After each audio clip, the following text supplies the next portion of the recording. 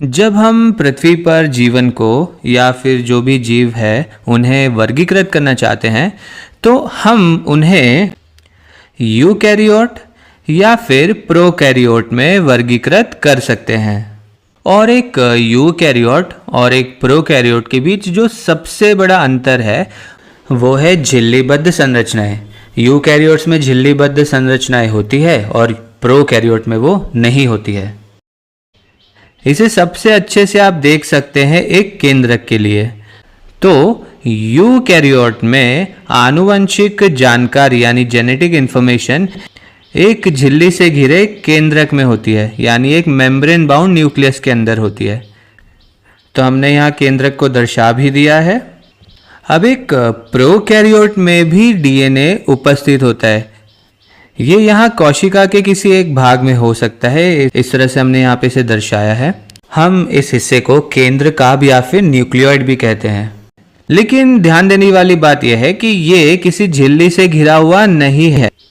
तो यहाँ पे झिल्लीबद्ध केंद्रक नहीं होता है। लेकिन यूकैरियोट्स और प्रोकैरियोट्स में सिर्फ यही एक अंतर नहीं है। हम आमतौर पर झिल्लीबद्ध होना या ना होना इस पर काफी ध्यान देते हैं, लेकिन इनके अलावा भी अंतर होते हैं। तो वैसे यूकैरियोट में ये जो कैरियोट शब्द है वो आता है कर्नल से, कर्नल या फिर केंद्र से। तो कर्नल या केंद्र से यहाँ मतलब इस झिल्लीमय आकृति से हो सकता है, खास तौर पर झिल्लीबद्ध केंद्रक। तो प्रोकैरियोट यानी कि झिल्लीबद्ध केंद्रक के पहले और यूकैरियोट यानी कि जब झिल्लीबद्ध केंद्रक हो। लेकिन जैसा हमने कहा कि केवल यही अंतर नहीं है।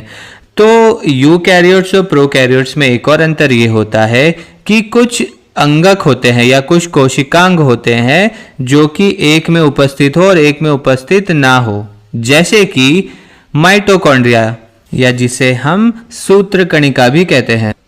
तो जैसे हमने यहाँ दर्शाया है कि यहाँ पर सूत्रकणिका यानी माइटोकॉन्ड्रिया है और यहाँ पर माइटोकॉन्ड्रिया नहीं है।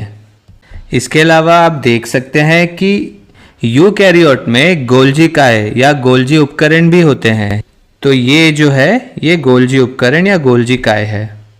ये माइक्रोग्राफ की तस्वीरें हैं। यहाँ पे हमने माइटोकॉन्ड्रिया या सूत्रकणिका को दर्शाया हुआ है। ये सब यूकैरियोट में उपस्थित होता है। ये केंद्रक का माइक्रोग्राफ इमेज है। अब ये केंद्रक के अंदर आपको यहाँ पर आनुवंशिक जानकारी देखने को मिलेगी। यहाँ पे बहुत सारा डीएनए आपको दिख रहा है, जैसे हमने यहाँ भी बनाया हुआ है। ये वैसे तो पूरा फैला हुआ है, लेकिन आपको ये हिस्सा जो है ये काफी घना दिख रहा होगा, जैसे हमने इसे यहाँ भी बनाया हुआ है। तो ये पूरे हिस्से में तो क्रोमेटिन के फॉर्म में डीएनए उपस्थित है, लेकिन ये जो घना हिस्सा है इस हिस्से को हम केंद्रिक या फिर न्यूक्लियोलस कहते हैं।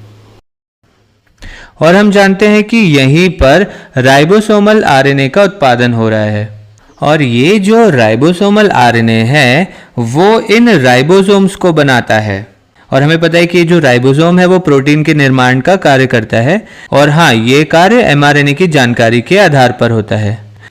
तो ये यहाँ राइबोसोम में जो राइबोसोमल आरएनए से बने होते हैं और वे प्रोटीन से भी बने होते हैं, और इस केंद्रिका में राइबोसोमल आरएनए का उत्पादन होता है।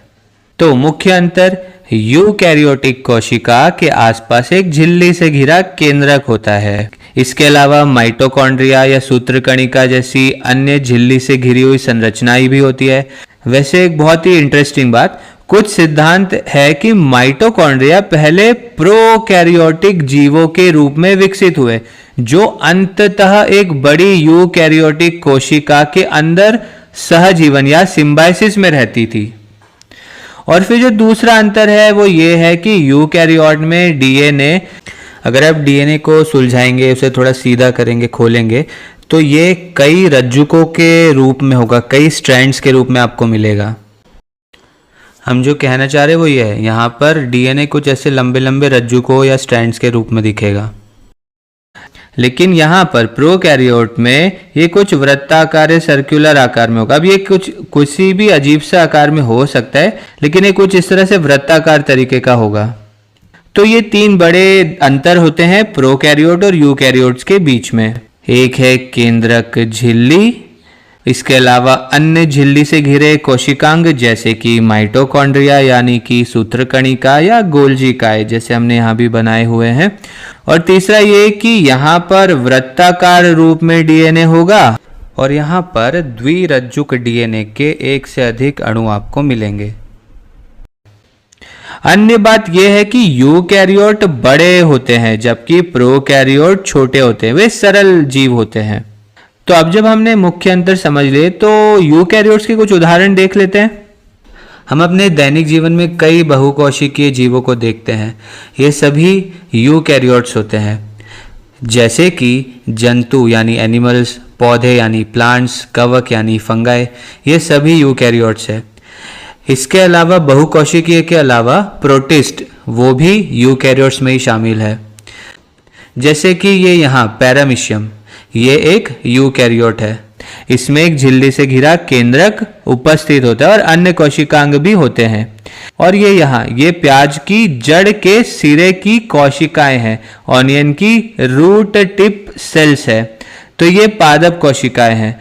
वैसे आप देख सकते हैं कि इन्हें रंगा गया है, जैसे यहाँ पे इन्हें स्टेन किया गया है, तो ये आप इसमें ये देख सकते हैं, ये जो हिस्से आपको दिख रहे हैं ध्यान से देखिए, ये झिल्ली से घिरा केंद्रक है जो आप यहाँ देख पा रहे हैं।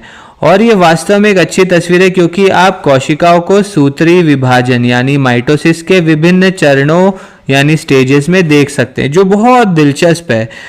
वैसे जंतु कोशिकाएं वे चीज है जो आपको बनाती है, आप भी यूकैरियोट ही है। तो ये सब तो यूकैरियोट थे, तो फिर प्रोकैरियोट क्या है? तो बैक्टीरिया शायद इसका सबसे आम उदाहरण है। तो यहाँ पे हमने ये बैक्टीरिया को दर्शाया हुआ है। बैक्टीरिया तो काफी फेमस है, लेकिन इनके साथ साथ जिनके बारे में काफी कम बात होती है वो है आर्किया। पहले तो लोगों को ये भी लगता था कि आर्किया बैक्टीरिया का ही एक प्रकार होता है जो कि बहुत चरम स्थितियों में रहते थे, लेकिन अब हम जानते हैं कि ये जीवन का एक पूरी तरह से अलग डोमेन है, आर्किया। तो इसीलिए जब हम जीवन के डोमेन्स की बात करते हैं, उसके बारे में सोचते हैं, तो वर्तमान में हमारे पास जो थ्योरी है वो ये है कि एक होते हैं बैक्टीरिया, एक होते हैं आर्किया और एक होते हैं यूकैरियोट। और यूकैरियोट्स में जो भी हमने सब बात की वे आ जाते हैं, जैसे पौधे आ जाते हैं, जंतु आ जाते हैं, कवक आ जाते हैं, और इसके अलावा एक कोशिकीय यूकैरियोट्स भी होते हैं, प्रोटिस्ट इसमें शामिल है। तो ये है प्रोकैरियोट्स और ये है यूकैरियोट, ये दोनों हो गए प्रोकैरियोट। तो उम्मीद है आपको ये समझ में आ गया होगा।